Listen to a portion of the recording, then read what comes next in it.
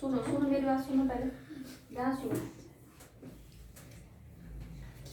हो गई वार्तालाप समाप्त। साउंड में ये बोला है, अभी हम लोग जस्ट शुरू ही किए थे, ठीक है, कि आप डेली लाइफ में आप देखते हो अपने कि यहाँ वहाँ सब जगह पे क्या होता है, कहीं बर्ड की, कभी एनिमल की, कभी ह्यूमन बीइंग की आवाज सुनाई देती रहती है, गाड़ी चलती है, मोटर जो भी है। तो ये साउंड आता कैसे है, और इसमें बताया कि साउंड एक एनर्जी का फॉर्म है, ठीक है, जो कि क्या करता है, हमारे हियरिंग सेंसेशन को क्या करता है, प्रोड्यूस कर, हमारे हियरिंग सेंसेशन को क्या करता है, ये वो प्रोड्यूस करता है हमारे हियरिंग सेंसेशन, हमारे ईयर को। और इसके बाद कह रहा है कि ये जो साउंड है आपका, ये कह रहा है कि आपने जस्ट अपनी एनर्जी, अभी आपने एनर्जी का फॉर्म है, और एनर्जी कितने टाइप्स की होती है, कई तरह की होती है, आपने पढ़ा है अभी प्रीवियस चैप्टर आपका एनर्जी था। तो एनर्जी क्या क्या, mechanical energy, chemical energy, other और एनर्जी पढ़ा था आपने, ठीक है। तो इसमें बोल रहा है कि उसमें ये पढ़ा था कि जो एनर्जी होती है उसको हम कभी ना तो क्रिएट करते हैं ना तो उसको डिस्ट्रॉय करते हैं। एनर्जी का केवल क्या होता है, फॉर्म चेंज होता रहता है। ये चीज है ना, आप लोगों ने केमिस्ट्री में भी पढ़ा होगा कि जो है कि एनर्जी नादर भी क्रिएटेड नॉट भी डिस्ट्रॉय, ये भी आपने पढ़ा है। उसका केवल फॉर्म चेंज होता है।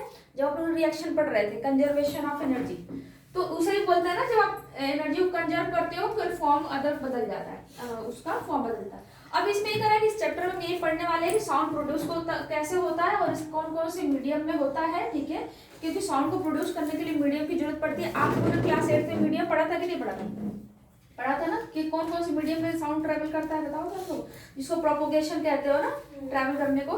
तो प्रोपोगेशन आपको होता है तो कौन कौन से मीडियम में होता है, बताओगे कुछ?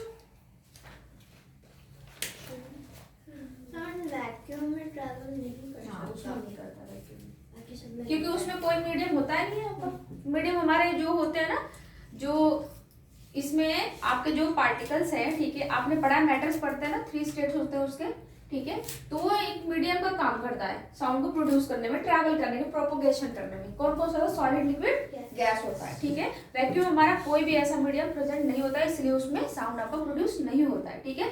अब इसमें यही हम पढ़ रहे एक्टिविटी करके देखा कि आपको क्या करना है, ये जो इसको कैसे आप देखोगे एक्टिविटी करके। तो आपको एक बोला है कि आप थ्रेड ले लो, एक स्टैंड बना दो, उसमें थ्रेड में आप टेनिस बॉल को क्या करो, बांध के आपको क्या करना है, ऐसे नीचे लटका देना है। उस एक फॉग लेने हैं, वाइब्रेटिंग जो आपका टर्निंग फॉग होता है उसको लेना है, और उसको किसी ऑब्जेक्ट को ऐसे मारना है पर, ठीक है। और फिर देने के बाद वो जब तो आपको फील करना, अब उसको फील लिया और टेनिस बॉल के पास लेके आओगे, तो देखोगे कि वो जो टेनिस बॉल अपने प्लेस से कैसे दूसरे मतलब कि इधर जा रहा है।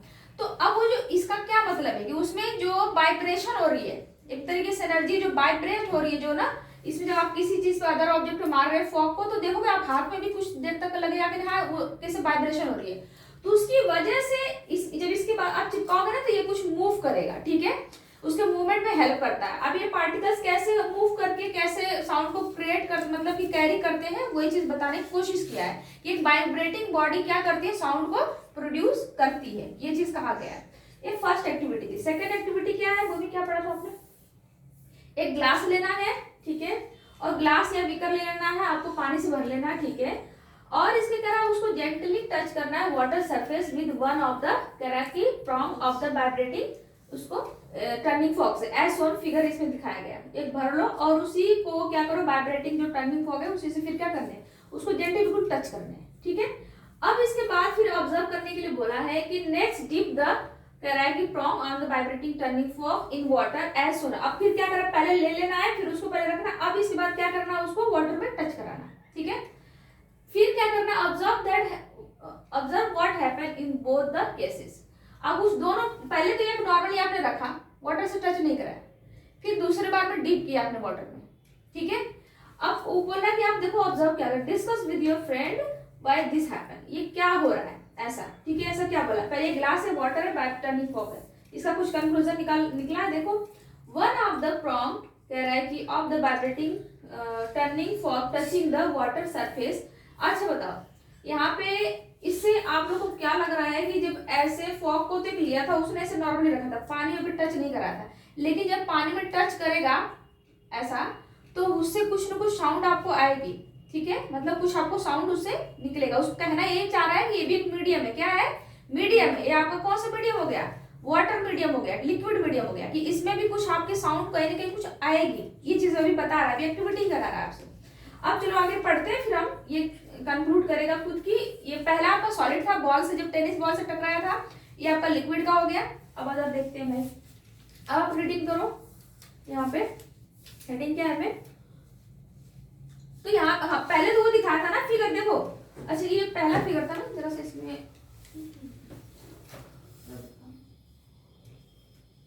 पीछे करो, पहले तो इस पे रखने के लिए बोला नॉर्मली, देन इस बार पानी में डिप करने के लिए बोला, तो दोनों में चेंज क्या होगा, ये चीज बोला है ना, ठीक है। तो अब हम क्या करें, नीचे का आपको इस करें, डिस्कशन करो, यहाँ से पढ़ना है ना, ये रीड करो। In the above,